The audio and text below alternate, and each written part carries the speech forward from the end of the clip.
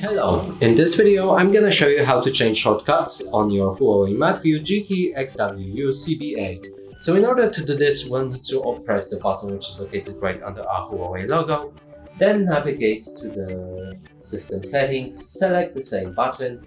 Now move to the shortcuts, and here you'll be able to change shortcut for each movement of this button. So for example, let's press on the app, and here you'll be able to pick which shortcut it will enable. So for example, you can change input source by pressing upper button.